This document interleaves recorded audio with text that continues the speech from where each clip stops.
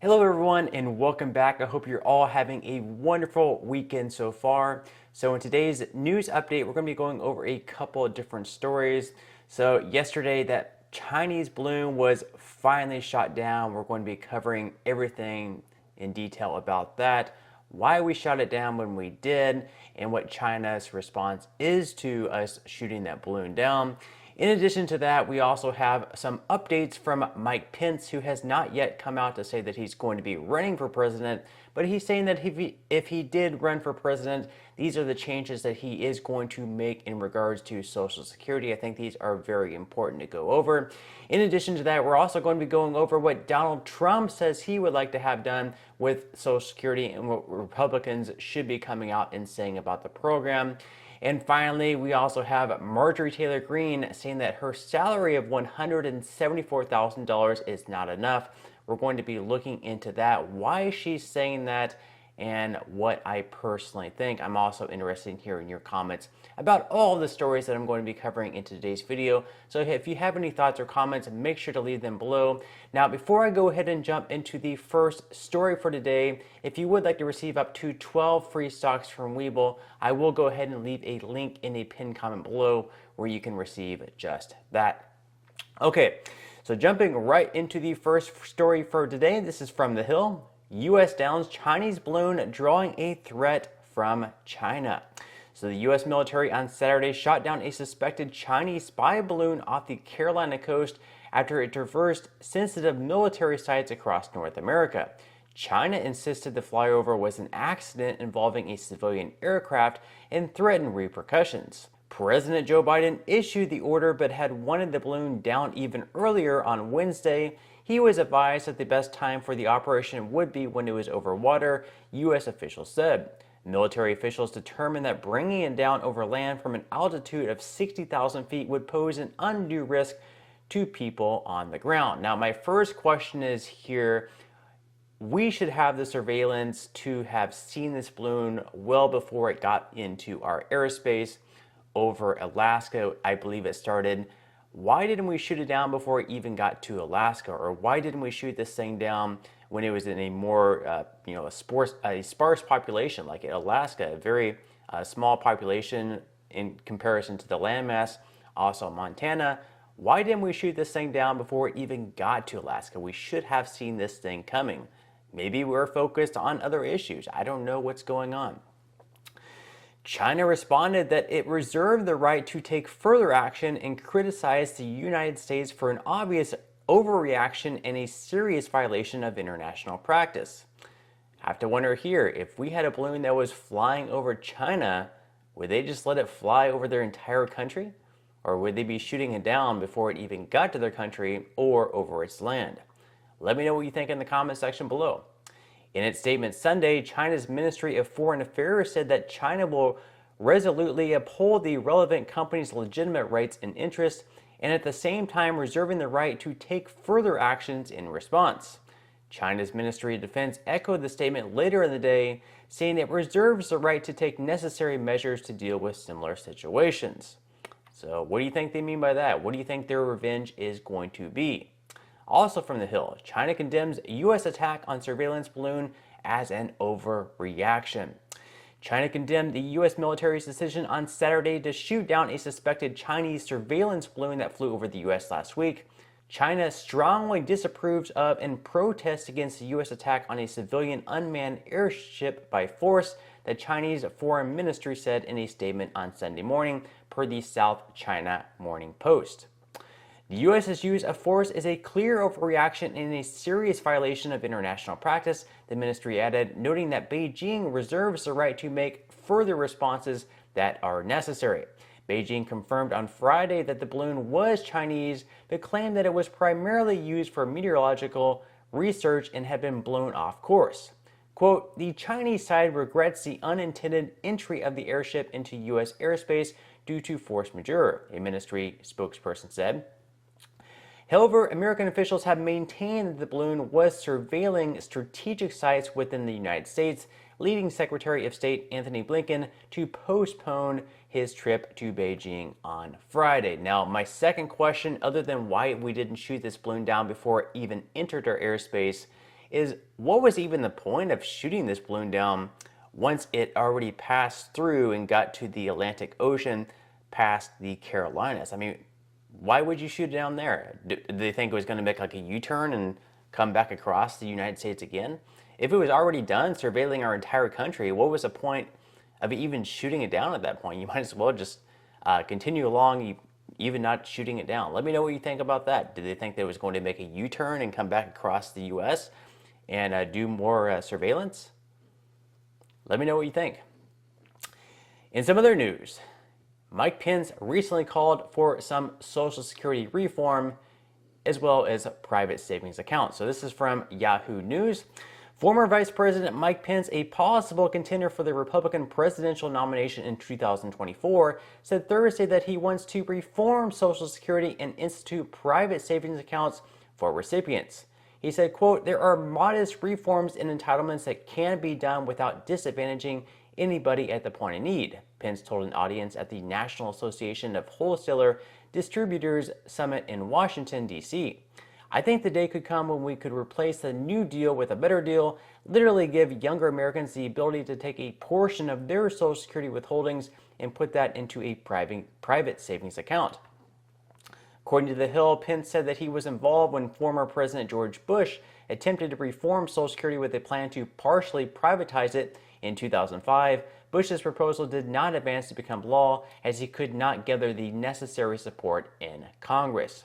Now, Pence went on to say that the country needs the type of leaders who can tell older Americans that nothing is going to change for them with Social Security reform, but it will give younger people a better choice going forward and will be better for the country. So he's saying that we could do this reform, but it would only impact people who are younger right now, perhaps people born after, let's say, like 1975 or something like that. They would have the option of that private savings account, but everyone who is currently receiving Social Security or is about to receive Social Security would not be impacted by this change.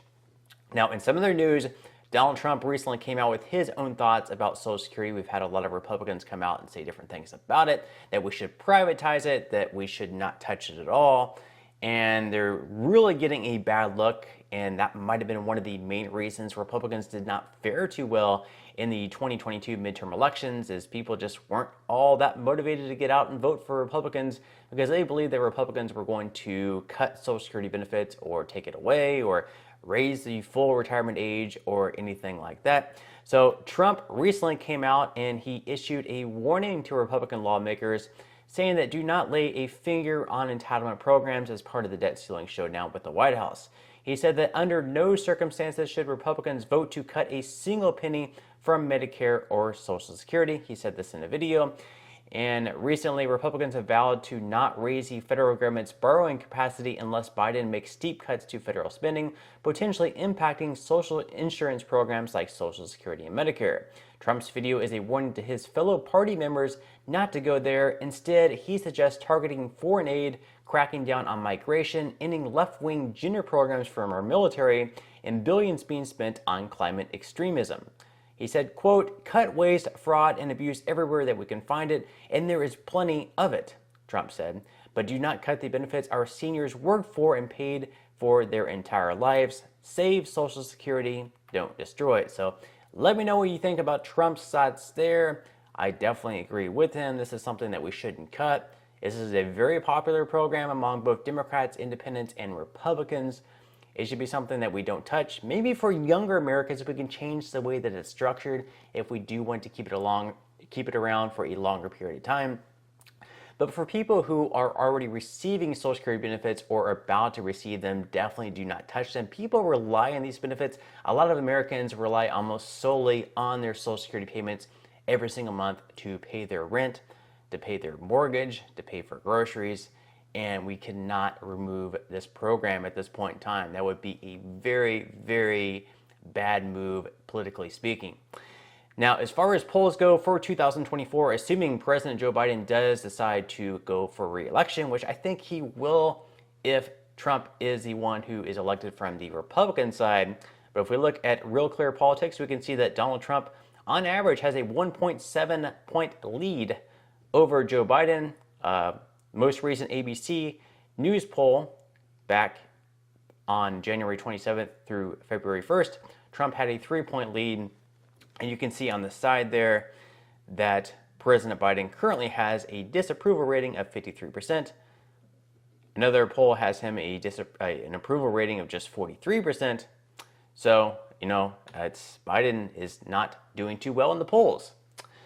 In some other news, we've recently had Marjorie Taylor Greene complaining that her $174,000 salary is just not enough, that she made way more money before she came into office, and basically saying that her life right now is just completely miserable. The nature of this job, it keeps members of Congress and senators in Washington so much of the time, too much of the time, to be honest with you, that we don't get to go home and spend more time with our families, our friends, all in our district, or maybe just be regular people, because this job is so demanding and it's turned into practically year-round.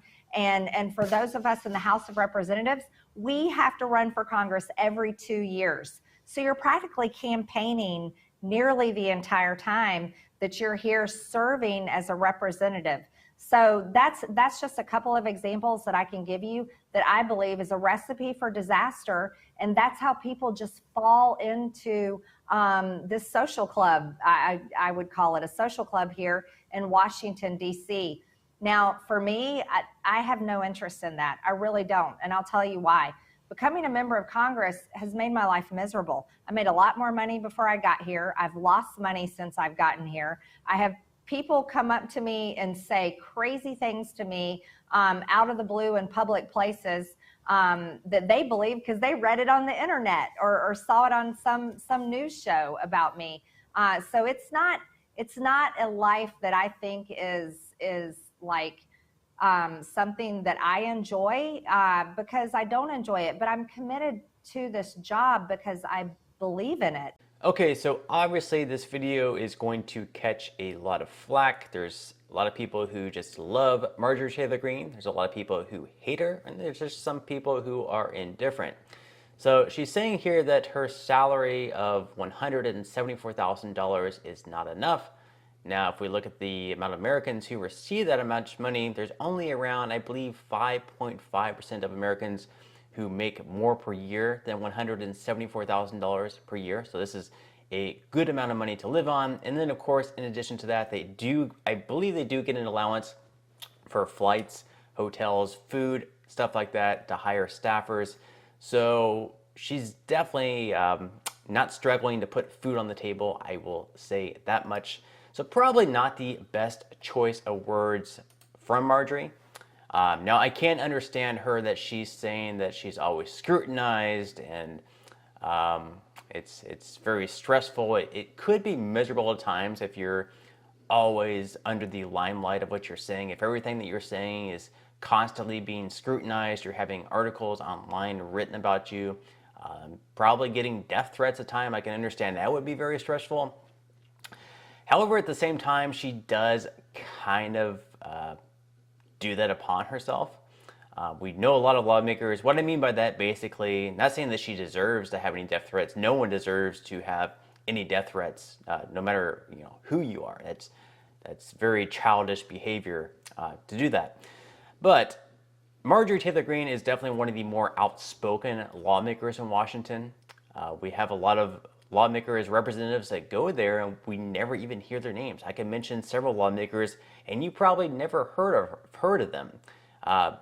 However, there are some other lawmakers who definitely take it upon themselves to be more outspoken and therefore are kind of always in the limelight. I'm not sure if they do that on purpose because it kind of helps themselves out, or that's just their personality. So other than her, we have people like Alexandria Ocasio-Cortez. On the Democratic side, she's also very outspoken. She gets a lot of hate. A lot of people love her too, depending on which side of the political aisle you fall on. But of course, Marjorie Taylor Greene is very outspoken, and that's why she gets so much attention in the media. Some people love her, some people hate her. But yes, that could definitely be very stressful if you're always having negative articles written about you. Now, she says that she's always in Washington. She doesn't have time to go back and see family and friends. However, last year the House was in session only 164 days per year. Of course, other than being in Washington for those 164 days, you do have to go back to your district and work as well, but at least she's home. She's able to spend time with family and friends. So I think this video is going to attract a lot of negative attention. It probably wasn't the best wording on her part, saying how miserable she was and saying how that salary really isn't that much. And, she's having to run for re-election every 2 years. Well, in her last election, she won. She got like almost 66% of the vote. It's a very red district that she's running in. So I don't think any Democrat really has any chance of beating her. So it's not like she has to, do a whole lot of campaigning to keep that seat every year. So again, not the best choice of words there. She's going to catch a lot of flack, especially saying that she could make a lot more money in doing something else. You're going to have a lot of people like saying, well, why don't you just do something else then if what you're doing is so miserable? But she says she does it because she believes that it's important.